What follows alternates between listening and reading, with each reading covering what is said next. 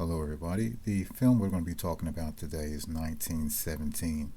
I just saw the film, and I'm going to talk about the film. I'm going to presume that you've seen the film, so this is a spoiler review. So, if you've seen the film, you know that this is a story about two young British soldiers during the First World War who were tasked with delivering a message calling off an attack that they knew was going to fail, that they basically knew was a ploy, a trap, so to speak, where many people was going to die, including one of the soldiers' brother who was on the front line. So the story is very simple, very straightforward. There's not a lot of complexity to the bottom line storyline. It's basically two guys looking to deliver in a message. Not a lot of plot twists or anything like that. So the appeal of the film is not necessarily in the complexity of the plot or the storyline, or even the acting for that matter. I mean, let's face it, yes, these two guys were very good actors, but it wasn't like they was delivering a tour de force and they had these big memorable monologues.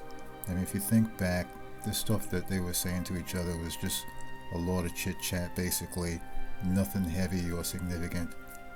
The real appeal of the film is basically how the film was shot and how the story is told cinematically, and in that respect it was really a tour de force in filmmaking and cinematography and the visual experience.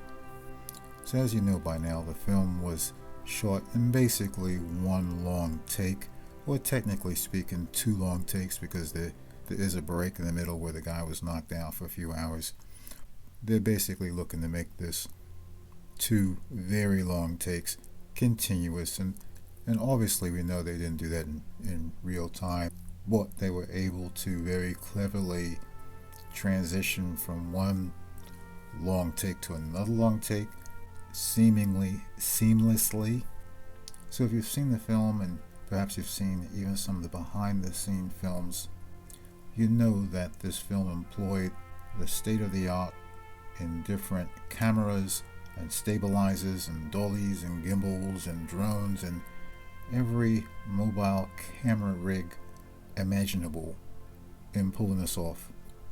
So while you're watching the film, to be fair, it was fairly easy to be a little pulled out of the film, just wondering how they achieved certain shots and certain tracking shots and whatnot when they're going over water or achieving certain angles. And you're saying to yourself, how were they able to put a camera in that particular spot? Wow. Be that as it may, I thought that the whole idea of using one continuous shot was very effective. I found it very gratifying. It's almost like a vlog if you think about it, because the camera was never more than, say, 2 or 3 feet from the guy throughout the film. Sometimes it was in front of him, sometimes it was in the back of him, but it was very close to him. And by doing that, it certainly conveyed a sense of intimacy and immediacy and urgency, and contributed really to the intensity and the tension that existed throughout the film.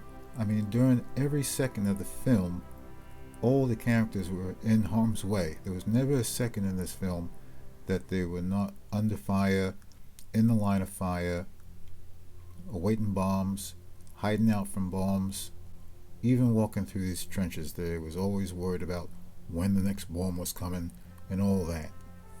And what you saw continuously was that they would be in these very tight confined spaces, for example in the trenches or in these little barracks or whatnot, and then they would go into this wide expansive area, and then they would go back into the trenches. And that little dichotomy of space and the use of space was very effective and very intriguing.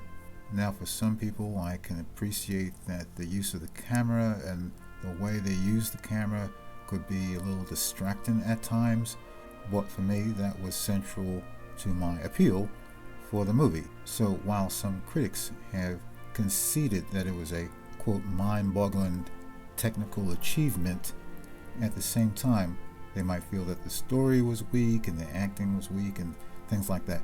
And I can understand where someone would come from in saying that, but at the same time, I really like movies that are mind-boggling technical achievements. If you look at a film like Stanley Kubrick's 2001 that came out in 1968, that was at the time, mind-boggling technical achievement. No one had ever before portrayed space like that, in a serious way, with these ultra-modern sets and spacecrafts that were rotating in space and people floating around, realistically, not in a cartoonish way. At the time, that was a mind-boggling technical achievement. And that film went on to win an Academy Award for Best Special Visual Effects. It also won a British Academy Film Award for Best British Cinematography. So I would take issue with someone who was criticizing the movie simply because the movie was relying heavily on mind-boggling special effects or mind-boggling cinematography and mind-boggling technical achievements. Along those same lines, the film also reminded me of Gravity. That came out in 2013, and I see a lot of similarities. In fact, if you think about it, that movie also had a very straightforward story. Sandra Bullock was stranded out in space. There really was very little dialogue, very little acting involved.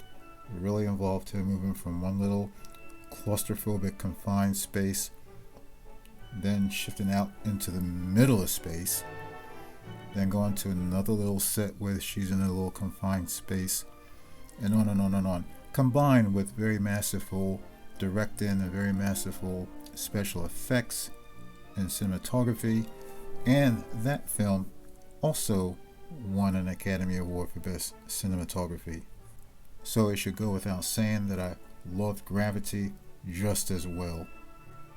So overall, I really enjoyed this film. I was fascinated by the filmmaking, the storytelling, the visual immersive effect, the camera movement, as well as the fact that they did have little subtle plot twists, little twists and turns that came out of nowhere. I thought that was very effective too. So as you know by now, it was in fact nominated for an Academy Award for Best Picture. It didn't win, but as I said, it did win for Best Cinematography, and rightly so. So that's it for this review. I hope you enjoyed my thoughts and observations on it, and I will see you next time. Bye bye.